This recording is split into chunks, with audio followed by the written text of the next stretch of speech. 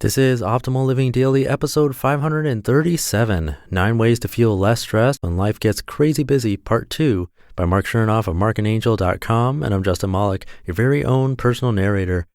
Welcome to the podcast where blogs are read to you so that you can take a break from staring at a screen.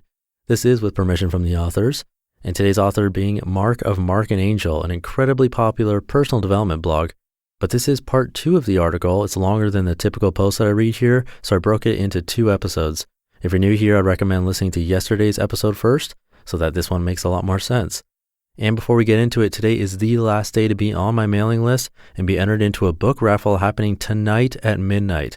The winner will get to choose between 4 books, so to be entered for free, just enter your email address at oldpodcast.com. And now let's hear part 2 of this post from Marc as we optimize your life. 9 Ways to Feel Less Stressed When Life Gets Crazy Busy, Part 2, by Marc Chernoff of marcandangel.com. Number 6, purge untrue thoughts. You must learn a new way to think before you can master a new way to be. Behind every stressful feeling is an untrue thought. Before the thought, you weren't suffering, but after the thought, you began to suffer. When you recognize that the thought isn't true, once again, there is no suffering. When you change your thoughts, you change your life. So next time you catch a thought stressing you out, ask yourself these 4 questions. Is it true? This question can change your life. Be still and ask yourself if the thought you're dealing with is true. Can I be absolutely 100% certain that is true? This is another opportunity to open your mind and to go deeper into the unknown, to find the answers that live beneath what you think you know. How do I feel when I think this thought? With this question, you begin to notice internal cause and effect. You can see that when you believe the thought, there's a disturbance that can range from mild discomfort to outright panic and fear. What do you feel? How do you treat the situation or person you're thinking about? How do you treat yourself when you believe that thought? Be specific. Who would I be and what would I do differently if I were not thinking this thought?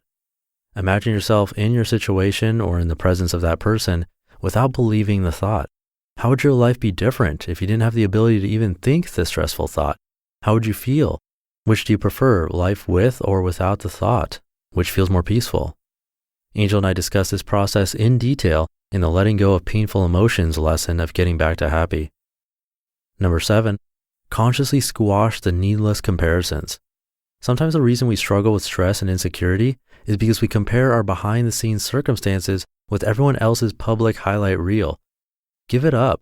Don't compare your chapter 1 to someone else's chapter 15. Follow your own path, write your own life story, and never give up on yourself.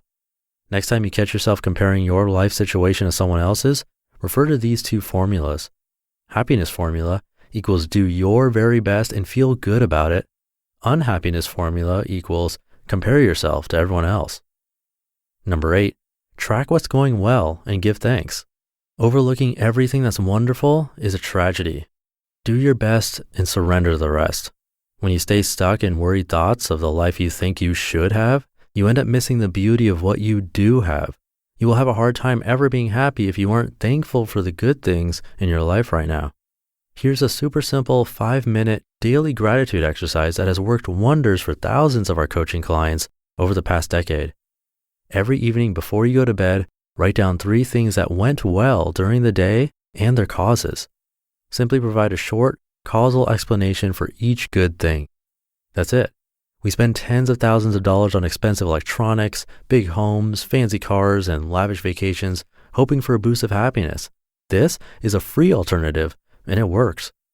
In a study of this gratitude exercise's effectiveness by Martin Seligman, participants were asked to follow those exact instructions for just 1 week. After 1 week, the participants were measurably 2% happier than before, but in follow-up tests, their happiness kept on increasing from 5% at 1 month to 9% at 6 months. Even more interestingly, the participants were only required to keep this gratitude journal for 1 week, but the majority of them continued journaling on their own because they enjoyed it. I tried it for myself many years ago. I set a goal of doing it for just 1 week, and I'm still doing it today. So I can assure you it's addictively effective. Angel and I discuss this in detail in the happiness chapter of 1,000 Little Things Happy Successful People Do Differently. Number 9, use your body. I've said it before and I'll say it again, your body is the greatest instrument you own. So when all else fails and your stress levels are mounting, use your body to soothe your mind. The mind reflects your body by responding to its levels of tension, rate of breath, speed of movement, and mental focus. Likewise, your body mirrors your thoughts, feelings, mood, and responds to your state of mind, the questions you ask, and the words you speak. So if the mind and body are intrinsically connected, meaning that one has a direct effect on the other, it becomes clear that if we directly and consciously take control of one, it will influence and transform the other. By mindfully adjusting how you use your body, you can directly influence your state of mind and dramatically transform your attitude. Just imagine you're sitting there in a bad mood, shoulders hanging forward, shallow breathing, and frowning. Go ahead and do this right now to experience how it influences your state of mind. And then do the opposite. Stand up straight and put a big smile on your face. Take some deep, strong breaths and stretch your arms into the air. Notice how you feel better? Bottom line, take the vehicle your creator has given you and use it.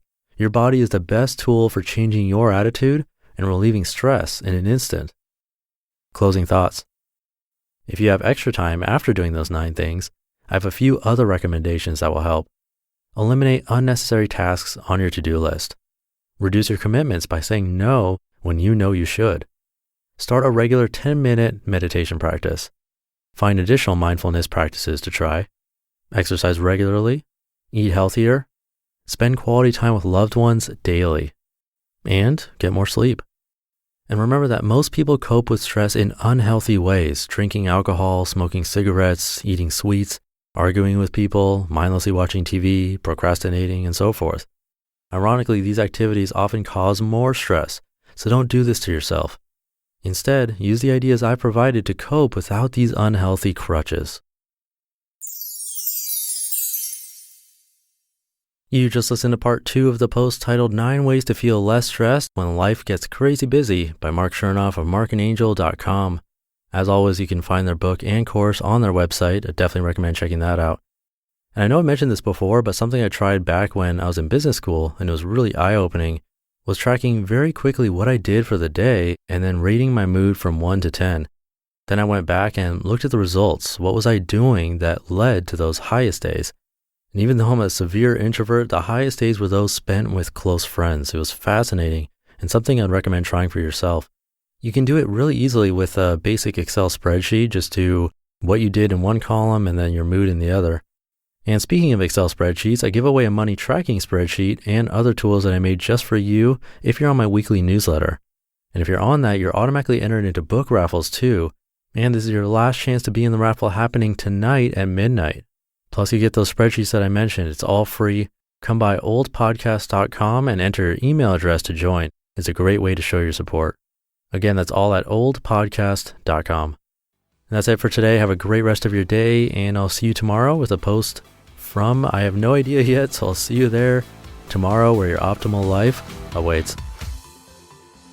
Hey, this is Dan from the Optimal Finance Daily podcast, which is a lot like this show, except more focused on personal finance. Justin handpicks the best posts he can find from blogs and authors like Ramit Sethi, Mr. Money Mustache, and more, and I read them to you 5 days a week. So if you enjoy this podcast, come on over and subscribe to Optimal Finance Daily too. And together, we'll optimize your financial life. You've been listening to Optimal Living Daily. Be sure to hit the subscribe button to stay up to date on each new episode, and head to oldpodcast.com. That's OLDpodcast.com for a free gift, as well as more actionable tips and resources to help you maximize your potential. Thanks for joining us, and remember, your optimal life awaits.